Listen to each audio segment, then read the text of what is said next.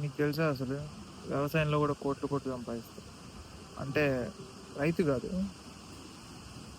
Business mans like Ambani, Adani and celebrities కూడా. ఇప్పుడు అందరు ఫార్మ్స్ కొనుక్కుంటారు, మాకు ఇంత ఇన్కమ్ వస్తుందని చూపెట్టుకోవడానికి. కానీ అంత ఇన్కమ్ రాదు యాక్చువల్గా అయితే. వస్తుంది కానీ అంత రాదు అనుకున్నంత. ట్యాక్స్ నుంచి తప్పించుకోవడానికి అదొక మార్గం, జీరో ట్యాక్స్.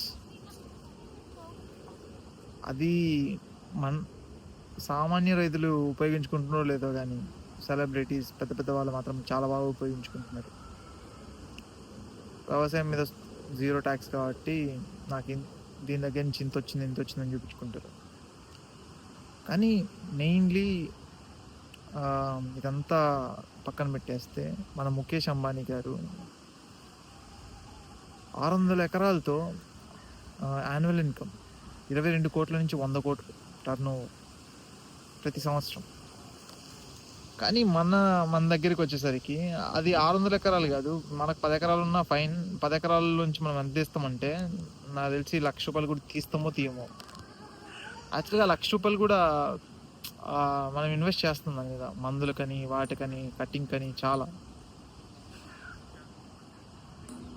ముఖ్యంగా Mukesh Ambani exports European countries, ఇంకా మన రిలయన్స్ స్మార్ట్ వీటిల్లో పెట్టి అమ్మేస్తారు. కానీ మిడిల్ క్లాస్ అంటే మధ్యతరగతి రైతు మాత్రం ఎక్కడ అమ్ముకోవాలో తెలియక అది రోడ్ల మీద పడేసి తొక్కేశారు. రీసెంట్గా చూసిన న్యూస్ అయితే ఆ వీడియో కూడా చేశారు.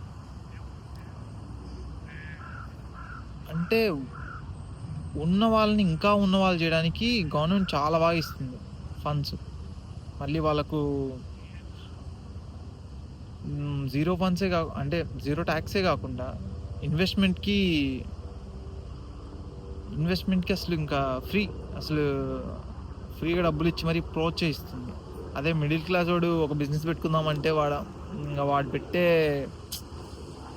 అదే మిడిల్ క్లాస్ ఒకడు వెళ్తే వాడి రైతు కూతురు బ్యాంక్కి వెళ్తే లోన్ కావాలనో, ఏదో ఇన్వెస్ట్మెంట్ అనో, బిజినెస్ అనో ఏదో ఒకటి, వాడికి 100 అడ్డంకులు.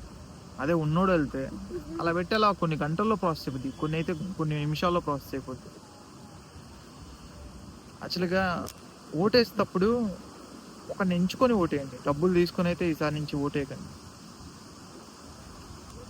ఈవెన్ ఎవడో ఏదో చేస్తాడని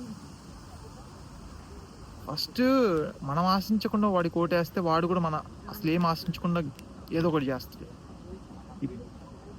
ఏడనే కాదు, చాలామంది చూసా. ఫస్ట్ మీ ఇంట్లో నువ్వు ఉపయోగపడకుండా బయట ఎంత ఉపయోగపడినా అది వేస్ట్.